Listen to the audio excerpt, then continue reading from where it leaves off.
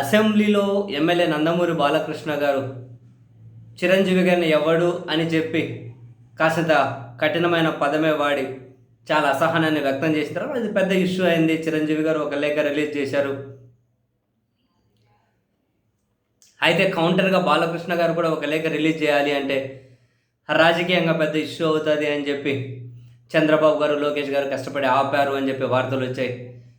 ముఖ్యమంత్రి చంద్రబాబు గారు మళ్ళీ ఉప ముఖ్యమంత్రి ఇంటికి వెళ్ళారు. ఏమేమో జరిగాయి. అప్పుడు వీళ్ళ అభిమానులు వాళ్ళ అభిమానులు తిట్టుకున్నారు.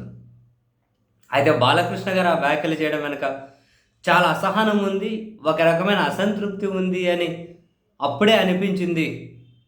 అండ్ తనకంటే చిన్న నటుడిగా బాలకృష్ణ గారు మిగిలిన హీరోలను అనుకుంటూ ఉంటారు కాబట్టి అఫ్కోర్స్ బాలకృష్ణ గారి సినీ ఎక్స్పీరియన్స్ పోలిస్తే ఉప ముఖ్యమంత్రిగా ఉన్న జనసేన అధ్యక్షుడు ఎక్స్పీరియన్స్ పోలిస్తే నథింగ్. అందులో మొహమాటం ఎందుకు? మరి తనకేమో ప్రభుత్వంలో పెద్ద ప్రియారిటీ దక్కుతూ ఉంది. మూడోసారి ఎమ్మెల్యే అయినా, నందమూరి ఫ్యామిలీకి సంబంధించిన వ్యక్తి అయినా నాకేమీ గౌరవం దక్కడం లేదు అని ఒక అసహనం బాలకృష్ణ గారిలో నెలకొని ఉండొచ్చు. ఒకవేళ అసంతృప్తి బాలకృష్ణ గారిలో ఉన్నా కూడా అర్థం చేసుకోదగింది.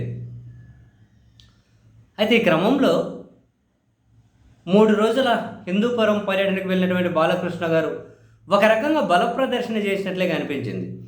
ఆయన అంటే ప్రజలతో మమేకమయ్యే విధంగా ఒక ర్యాలీ తీసిన ఫుల్ జనం వచ్చారు. అంటే ఒక రకంగా బల ప్రదర్శన లాగే అనిపించింది.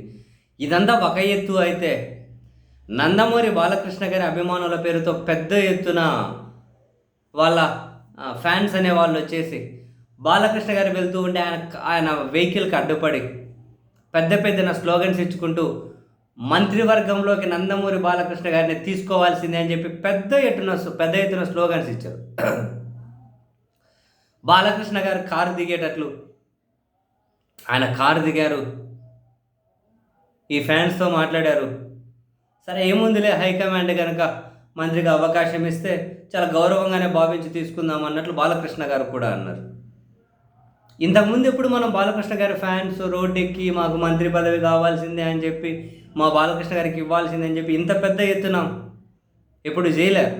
ఇప్పుడు రాష్ట్ర వ్యాప్తంగా కూడా బాలకృష్ణ ఫ్యాన్స్ ఈ విధంగా నెక్స్ట్ మంత్రివర్గంలో అవకాశం ఇవ్వాల్సిందే అని చెప్పి డిమాండ్ చేయబోతున్నట్లుగా అయితే సమాచారం. ఇప్పుడు హిందూపురంలో ఎట్లయితే చేశారో మిగిలిన చోట్ల కూడా అట్లా చేయాలి అని. ఒకవైపు జనసేన అధ్యక్షుడు ఉప ముఖ్యమంత్రిగా ఇప్పుడు మంత్రివర్గంలో ఉన్నారు.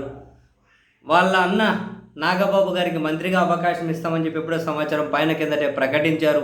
అది ఇంకా కార్యరూపం దాల్చలే. ఎప్పుడు కార్యరూపం దాలుస్తుంది అనే చర్చ కూడా ఒకటైతే ఉంది. మరి ఇద్దరికి మంత్రివర్గంలో అవకాశం ఉంటుందా ఎలా అని చెప్పి ఒక వ్యతిరేకత వాళ్ళ పార్టీల మధ్య కనిపిస్తూ ఉంది.